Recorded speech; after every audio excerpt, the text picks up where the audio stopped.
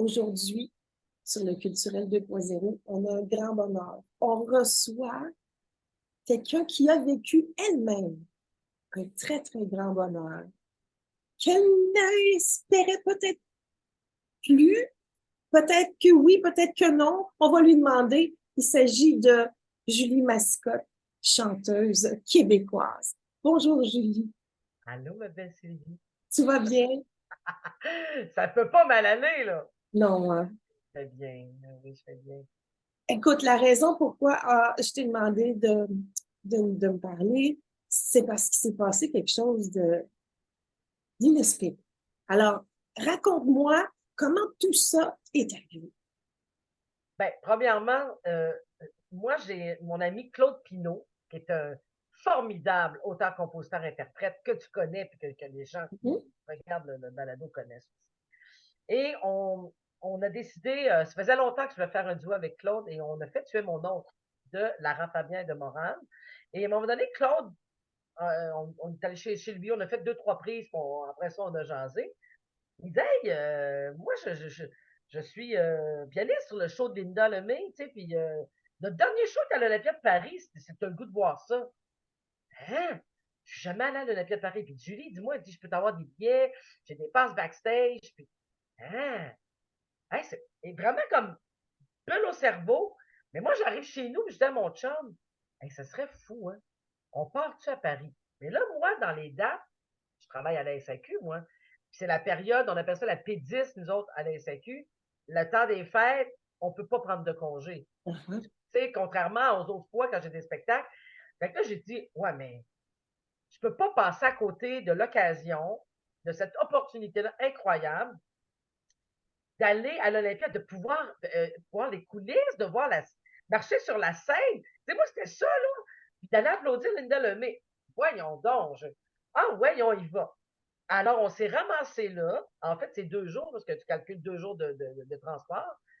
Et Monique Giroux, que vous connaissez bien, Monique, elle m'avait fait un horaire là, de premier ministre. Tu sais, c'est comme, elle dit, en 2 jours, elle et Renée, son amoureuse, elle dit, vous êtes capable de faire tout ça. Mais, écoute, c'était pas possible de tout faire, mais on en a fait beaucoup, dont la butte à Montmartre et la place Dalida. Fait que là, moi, j'ai fait, je peux pas aller à Paris, même si j'ai juste 2 jours, sans aller visiter Dalida, tu sais.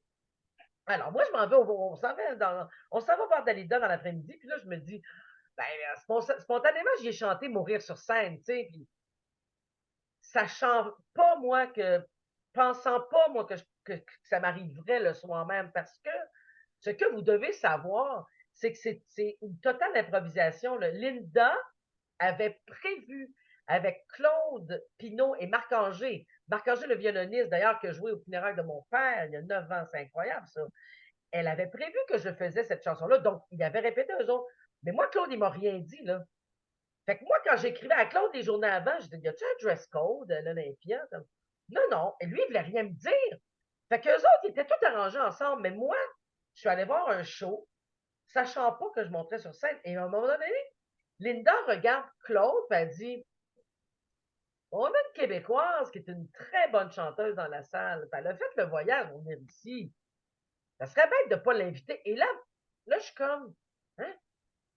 Puis là, mon cœur, là, il était rendu ici, là. Et là, elle dit, Julie Mascotte, ça te tente-tu de vivre ton premier Olympia? Wow. Là, je fais, mais voyons, hein? Écoute, c'est vraiment, non, comme si on avait dit, and the Oscar goes to, je suis sortie de mon corps. Écoute, j'ai Édouard et Julie, je passais de mon siège, de la 10e rangée à la scène en 3 secondes. Elle dit, viens là, Julie. Ah, oh, t'as des photos. Mais Oh, oui, l'émotion, l'émotion, parce que j'ai vu, quelqu'un a filmé ça, ce moment-là, c'est et incroyable, ça. tu étais tellement ému, Je réalise un rêve. Là, je fais ben, comme. Puis là, moi, je dis à Linda, là, c'est comme, je réalise pas là, que et la je preuve suis. du rêve, c'est Oui, cette photo. exact. Regarde Linda, sa face. Là, je suis comme, hein? Puis là, elle dit, qu'est-ce que tu dirais? Là, je fais, on va chanter quoi? Tu sais, dans ma tête, je me dis, on va chanter quoi? Et là, je vois le prompteur. un prompteur, pour ceux qui ne savent pas, là, du milieu, là, c'est, on a les paroles, tu sais, des chansons. Fait que c'est écrit Julie, mourir sur scène, mais il n'y a pas de paroles qui défilent. Et là, ce qu'il faut savoir, c'est que la merveilleuse Linda Lemay fait un spectacle de 2h45. Elle est d'une générosité magistrale. Et Claude m'avait dit, Julie va faire pipi avant parce que va l'affaire. Linda, elle en rit parce que dans son show, elle a une chanson qui dit justement, vous devez vous tordre les boyaux là, parce que là, je sais que c'est long, mon show. Là, je fais, mais mourir sur scène, moi, je la fais pas complète, parce que moi, j'ai fait des hommages à Dalida dans Les Immortels. J'ai fait un autre show, les 3D aussi, il y a plusieurs années, Dalida du Pont d'Assin. Mais je ne l'avais jamais fait au complet. J'ai dit, oh mon Dieu, il faut que je trouve une façon de. Ils vont me suivre. Mais là, moi, j'improvise, là, tu comprends-tu? Là, je fais, OK, on fait ça là c'est maintenant. Puis là, tu as mon Marc-Angé avec son violon qui fait, on a dit, Julie, voici, là. Et là, je réalise pas ce qui se passe. Et les gens se sont mis à chanter avec moi. À un moment donné, dans la chanson, ça dit, devant une salle comble. Moi, je veux mourir fusillé de laser devant une salle comble. Ça, c'est les paroles de Dalida. Puis moi, j'ai dit, moi, je veux mourir fusillé de laser devant un Olympia comble. Exact. Je l'ai improvisé. Puis là, c'est comme, les gens se sont mis à chanter avec moi. Puis là, à la fin, ça s'est levé là, comme si là, les fesses leur chauffaient. Je capotais. Et là, c'est comme, mais qu'est-ce qui m'arrive? Et tu sais, c'est la dernière chanson de son spectacle. Elle m'a fait fermer le spectacle. Ça se peut pas, ça. Je veux dire, comment tu peux me faire confiance à ce point-là? Et Linda me l'a dit après, elle m'a dit, Julie, je savais que les Français t'aimeraient. Je savais que ça ferait ça, là, moi. Quoi? Puis elle enchaîne avec, le plus fort, c'est mon père. Avec moi, je sors de scène, je comprends pas ce qui s'est passé. Puis là, j'entends, comment t'as fait, maman, pour savoir que papa, là, mon père qui est décédé il y a 9 ans, puis Marc avait joué au final de mon père, tu fais, mon père, il se retourne sur son nuage, puis il doit tellement être fier de sa fille. C'est pas possible. En tout cas, je suis allée dans le salle, je pleurais tellement. Là, je pensais à mon chum qui filmait. Tu sais, quand nos parents sont nerveux, là, c'est mon chum, mais tu sais, on dit ça souvent. Bon Dieu, ma mère, elle voulait prendre des photos, une vidéo, elle a pris des photos. J'ai dit, il va prendre des photos. Édouard était tellement ému. C'est impossible de penser que tu vas vivre ça. Sérieusement. Là. Mais il faut souligner la générosité quand même de Linda, qui a posé Incroyable. ce geste de t'inviter quand même. C'est vraiment... Je connais pas d'artiste qui aurait fait ça, Sylvie. J'en connais pas. Je lui ai dit, en tout cas, ils sont rares. Ça, c'est certain. Ça, c'est rare. C'est très rare. Mais elle, pour elle, c'est naturel. Elle dit, t'es une grande chanteuse. Je savais qu'il t'aimerait. Je savais que ça ferait ça. Mais j'ai dit, écoute, j'ai dit, tu changes ma vie, toi, là. J'ai dit, et tu sais, quand tu réalises un rêve devant des gens, on vit dans une période dans le monde, c'est pas facile. Partout dans le monde, c'est dur. Je sens que les gens, à travers, c'est comme un conte de Noël. Les gens, tu savais le nombre de courriels que je reçois, de messages, les gens, ils sont comme, c'est un conte de Noël, c'est comme ça se peut de croire en nos rêves. Et en plus, Julie, tu chantes Moi, je veux mourir sur scène. Je sais. C'est ça. Et moi, je veux te rappeler une petite anecdote. Toutes les deux, on se connaît quand même un peu. On était allés faire du magasinage ensemble sur la rue Laurier. Et tu t'es mise à chanter dans une boutique de vêtements comme si tu étais justement à l'Olympia de Paris ou dans n'importe quelle grande salle. J'ai chanté pendant que j'étais ton linge, absolument. Parce que tu es une fille intense, tu es une fille vraie, tu es une fille qui aime la musique et qui aime chanter pour les bonnes raisons, c'est-à-dire parce qu'elle aime ça. Partager. Le public, oui, mais il y avait une vendeuse et 2 badauds qui s'arrêtaient. C'est mon public. Formidable. Moi, j'ai filmé ça. Moi, il y en a 2, là, c'est un public. Ben, exactement. Mais ça, c'est synonyme de la grande chanteuse que tu es, de la grande interprète que tu es, de pouvoir partager aussi ta musique. Parce que tout est une question de partage pour toi, Julie. Oh, mais absolument. Moi, là, j'ai réalisé dans ce moment-là, et c'est drôle parce que le magnifique François Houd qui signe l'article dans le Nouvelliste que j'ai aujourd'hui. Ma Mhm. mère a dit, tu as 2 pages avec des photos. Parce que moi, je ne le vois pas sur le web, là, ça, tu sais. Ma mère, elle me disait que François Houd, elle l'appelait le peintre des mots. François a tellement bien décrit ce que je vivais. Et j'ai dit à François, j'ai une connexion avec François Houd qui est incroyable. François prenait sa retraite. J'étais la dernière artiste à qui donner une entrevue, tu sais. Fait que c'est vraiment, je veux dire, une dernière artiste à qui il faisait une entrevue avec, tu sais. Fait que, et moi, j'ai dit à François, c'est pas mon ego qui est allé sur la scène, c'est ma passion de la musique et de la chanson, ma passion de vouloir partager, c'est pas mon ego. C'est pas un geste, c'est pas un geste, des fois on dit intéressé ou de carrière, ambitieux. On n'est pas là du tout. C'était, ah, toute ma vie, j'ai rêvé à ça, là. Brel, Brassens, Beatles, ils l'ont tout fait. Voyons, Johnson, Aznavour, Aznavour, Cochonneté. Beko, Oui, oui, oui. nomme-les tous. Tout le monde a passé là. Là, tu fais, waouh, la petite Julie de Trois-Rivières qui regardait ça de haut.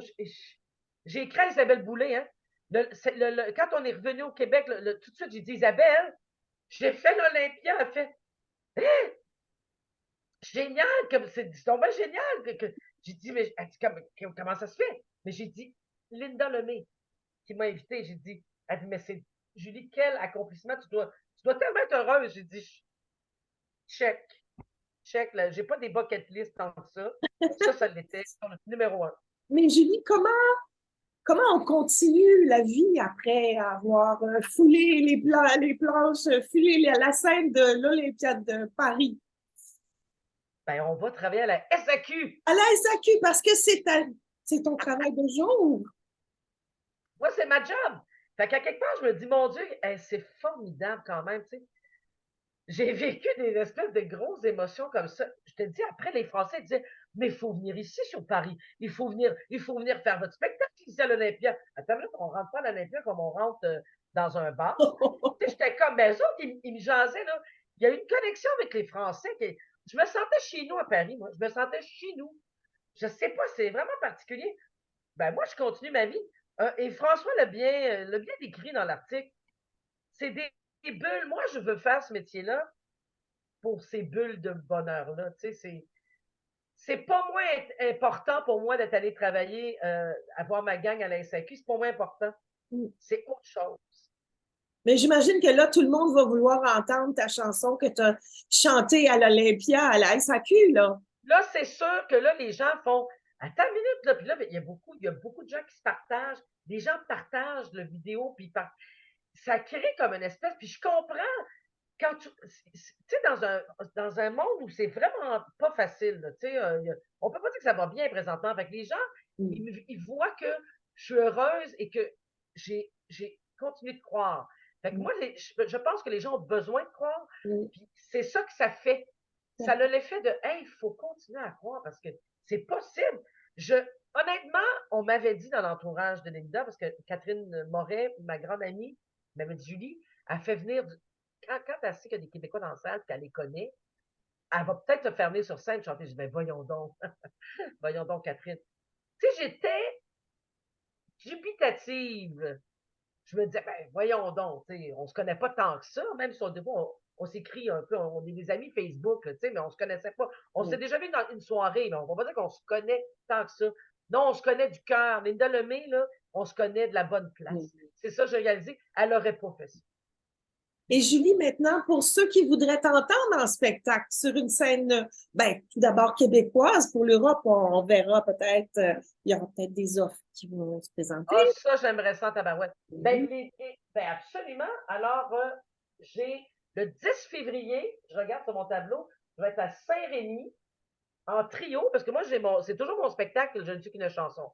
Je vais être en trio le 10 février. Le 17 février, dans la Maison de la Culture à Montréal. Ça, c'est le fun parce que c'est rare que je suis à Montréal. Fait que là, je suis dans une Maison de la Culture. Le 22 mars, je suis à Cité-Rive. Je fais des fois des résidences de personnes âgées. Ça, Oui. j'adore ça. Ça va être pour la Saint-Valentin. Je vais être le 22 mars.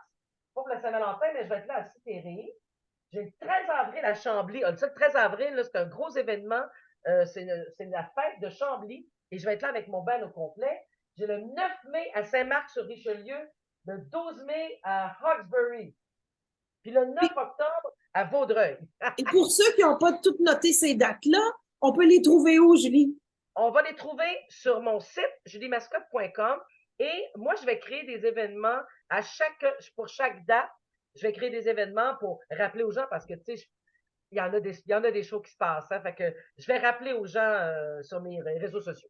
Et puis, je peux le dire parce que je te suis sur Instagram, mais tu es très amusante à suivre sur Instagram aussi. Ce Mon calendrier de petit l'Avent, là. mon calendrier de l'Avent, t'aimes ça? Oui, Oh, j'adore ça.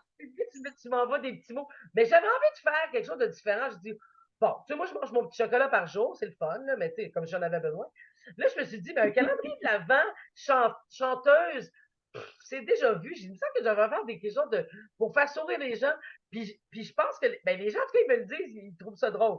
Ils attendent de voir quelle niaiserie qu'elle a mis là. Je me lève le matin et je dis, bon, ça va être quoi ma niaiserie là, du 23 décembre, du 10 décembre. J'ai pas eu du fun à faire ça. Julie, le temps file. Malheureusement, c'est toujours super agréable de parler avec toi. Oh, oui, Je te souhaite à toi, ton conjoint, tous les tiens, un superbe Noël, mais je pense que c'est comme déjà bien parti. Tu as eu ton cadeau de Noël avant le temps. je l'ai eu. Des Et joyeuses fêtes. puis, Merci Sylvie, c'était formidable. Je t'aurais jasé, tu sais. ben, ben, on se Oui, reprendra en personne. on va se reprendre en personne. OK. Mais passez de très belles fêtes, puis À Winston et reste toi sur aussi. ton nuage. Ça fait tellement de bien au cœur, à l'âme. Et tu es mon étoile. Oh, wow! Merci, Bye, Julie. merci.